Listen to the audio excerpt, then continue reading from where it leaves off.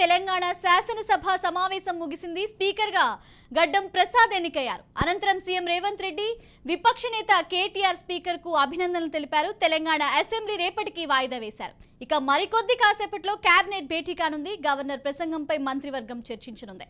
రేపు ఉభయ సభలను ఉద్దేశించి గవర్నర్ ప్రసంగించనున్నారు. ఇక శాఖల వారీగా శ్వేతపత్రాలు విడుదల చేసేందుకు స్టేట్ కేబినెట్ కసరత్తు చేస్తుంది.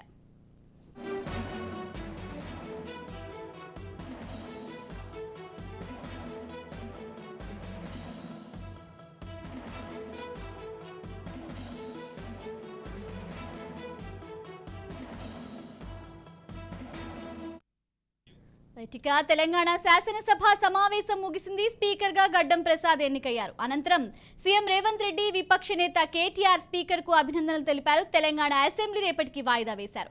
ఇక మరికొద్దిసేపట్లో కేబినెట్ భేటీ కానుంది. గవర్నర్ ప్రసంగంపై మంత్రివర్గం చర్చించనుంది. రేపు ఉభయ సభలను ఉద్దేశించి గవర్నర్ ప్రసంగించనున్నారు. ఇక శాఖల వారీగా శ్వేతపత్రాలు విడుదల చేసేందుకు స్టేట్ కేబినెట్ కసరత్తు చేస్తోంది.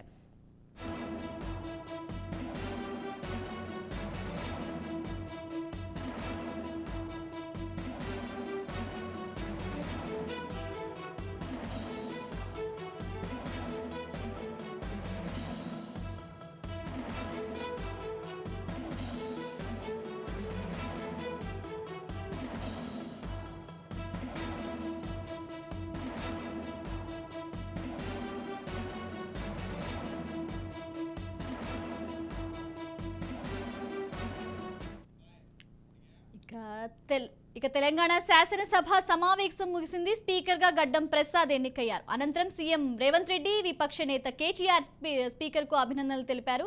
తెలంగాణ అసెంబ్లీ రేపటికి వాయిదా వేశారు. ఇక మరికొద్ది సేపట్లో కేబినెట్ భేటీ కానుంది. రైట్, ఇక ఈ ఓవరాల్ గా దీనికి సంబంధించి మరింత సమాచారం మా ప్రతినిధి విక్రాంత్ లైవ్ ద్వారా అందిస్తారు. విక్రాంత్, చెప్పండి. ఇక సమావేశం అయితే శాసనసభ సమావేశం రేపటికి వాయిదా పడ్డట్లు తెలుస్తుంది. ఇక చూసుకుంటే గవర్నర్ ప్రసంగం కూడా ఉండనున్నట్లు తెలుస్తుంది. దీనికి సంబంధించి డీటెయిల్స్ ఏ విధంగా ఉన్నాయి? రెండవ రోజు అసెంబ్లీ సమావేశాలు మాత్రం కాసేపటి క్రితమే ముగిశాయి. ఈరోజు ఉదయం 10:30 అసెంబ్లీ సమావేశాలు ప్రారంభమయ్యాయి.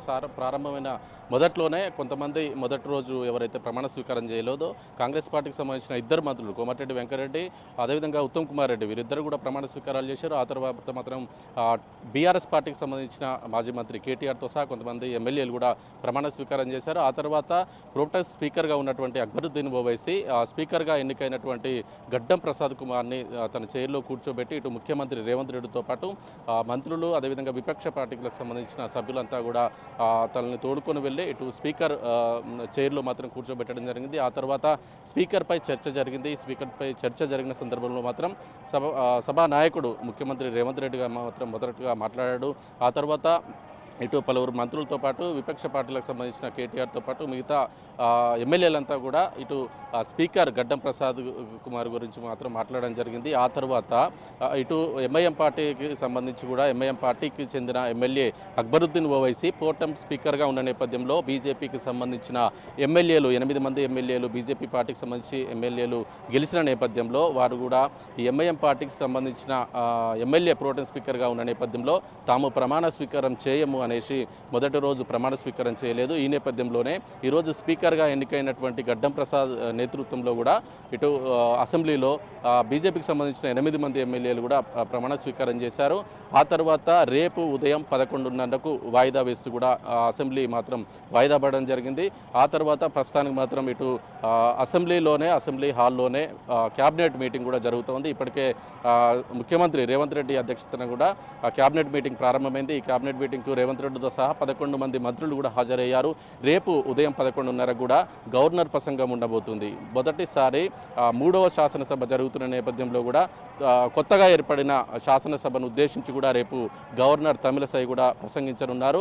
దానికి సంబంధించి ఆమోదం తెలిపేందుకు ఇటు ముఖ్యమంత్రి రేవంత్ రెడ్డి అధ్యక్షతన కూడా క్యాబినెట్ మీటింగ్ లోపల భేటీ అయింది. అసెంబ్లీ హాల్లో కూడా క్యాబినెట్ మీటింగ్ ఇప్పటికే ప్రారంభమైంది. దీంట్లో పాటు అవసరమైతే అసెంబ్లీ సమావేశాలు పొడిగించాలా, లేదంటే కొన్ని శాఖలకు సంబంధించి ఇప్పటికే కాంగ్రెస్ ప్రభుత్వం మాత్రం తీవ్ర వ్యతిరేకతతో ఉంది. గత ప్రభుత్వం బీఆర్ఎస్ ప్రభుత్వం మాత్రం అనేక అవినీతి ఆరోపణలు చేసిందనేసి ఇటు కాంగ్రెస్ ప్రభుత్వం మాత్రం ఆరోపిస్తూ ఉంది. దానికి సంబంధించే విధి విధానాలు ప్రజలకు తెలవాలనే ఉద్దేశంతో కూడా ప్రతి శాఖకు సంబంధించి కూడా శ్వేతపత్రం విడుదల చేయాలనే ఆలోచనలో మాత్రం కాంగ్రెస్ ప్రభుత్వం ఉంది. 2014 నుంచి బీఆర్ఎస్ ప్రభుత్వం ఏర్పడిన నుంచి బీఆర్ఎస్ ప్రభుత్వం దిగిపోయేంత వరకు ఈ 9.5 ఏళ్లలో కూడా ఏ శాఖకు ఎంత కేటాయించారు, ఎంత అవినీతి జరిగింది, ఎంత అప్పులు ఉన్నాయి, ఎంత ఆదాయం ఉందనే దాని మీద మాత్రం కాంగ్రెస్ ప్రభుత్వం దృష్టి పెట్టింది. దీంట్లో భాగంగానే అవసరమైతే రేపు 11:30కు గవర్నర్ ప్రసంగం ఉండబోతుంది. గవర్నర్ ప్రసంగంలో కూడా ఇటు ఉభయ సభలను ఉద్దేశించి కూడా గవర్నర్ తమిళసై మాట్లాడబోతుంది. కొత్తగా ఎన్నికైనటువంటి 119 మంది ఎమ్మెల్యేలతో పాటు ఇటు మండలికి సంబంధించిన సభ్యులు కూడా రేపు అసెంబ్లీలోనే ఉంటారు. ఇటు శాసనసభ సభ్యులు, శాసన మండలి సభ్యులు వీరిద్దరు సభ్యులను ఉద్దేశించి కూడా రేపు గవర్నర్ ప్రసంగం ఉండబోతుంది. ఆ గవర్నర్ ప్రసంగం అనంతరం కూడా శాసనసభ మరుసటి రోజుకు ఎల్లుండి కూడా వాయిదా పడుతుంది. ఎల్లుండి మాత్రం రేపు ఇటు గవర్నర్ తమిళసై మాట్లాడిన దాని మీద ధన్యవాద కార్యక్రమం మాత్రం ఎల్లుండి ఉండబోతుంది. ఆ ఎల్లుండి ధన్యవాద కార్యక్రమం ఒక్కటే ఉంటుందా, లేకుంటే ఇప్పుడు క్యాబినెట్ మీటింగ్ ప్రారంభమైన నేపథ్యంలో ఈ క్యాబినెట్ మీటింగ్లో ఏమైనా సంచలన నిర్ణయాలు తీసుకుంటారా? ఇంతకుముందు చెప్పుకున్నట్టు శ్వేతపత్రం విడుదలకు సంబంధించిన నిర్ణయం తీసుకున్నట్లయితే గవర్నర్ ప్రసంగంకు ధన్యవాదాలు తెలిపే కార్యక్రమం ఉన్న నేపథ్యంలో ఎల్లుండి ఆ తర్వాత వెంటనే కూడా శ్వేతపత్రం విడుదల చేసే అవకాశం కూడా కనిపిస్తూ ఉంది. అవసరమైతే శాసనసభ మాత్రం కేవలం ఎల్లుండితోనే ముగిసే అవకాశం మాత్రం కనిపిస్తుంది. మొదట మాత్రం 4 రోజుల పాటు సాగే ఈ శాసనసభకు సంబంధించి ఇప్పటికే 11వ తారీఖు మొదట మాత్రం కొత్తగా ఎన్నికైన ఎమ్మెల్యేలు ప్రమాణ స్వీకారం చేశారు. ఆ తర్వాత ఈరోజు ఇటు స్పీకర్కు సంబంధించిన ఎన్నిక జరిగిన నేపథ్యంలో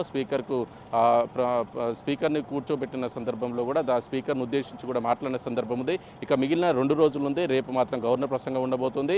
ఎల్లుండి మాత్రం గవర్నర్ ప్రసంగం మీద ధన్యవాద కార్యక్రమం ఉండబోతుంది. ధన్యవాద కార్యక్రమంతో పాటు అవసరమైతే ఇప్పుడు ప్రస్తుతం సమావేశం ప్రారంభమైన నేపథ్యంలో మంత్రిమండలికి సంబంధించి ఆ మంత్రిమండలిలో ఒకవేళ కీలక నిర్ణయాలు శ్వేతపత్రం విడుదల చేయాలనే నిర్ణయం తీసుకున్నట్లయితే దానికి సంబంధించి కూడా ఎల్లుండి కంటిన్యూషన్గా కూడా ఉండి శ్వేతపత్రాలకు విడుదలకు సంబంధించి మాత్రం శ్వేతపత్రాలు విడుదల చేసే అవకాశం మాత్రం చాలా స్పష్టంగా కనిపిస్తుంది. స్టాబిల్.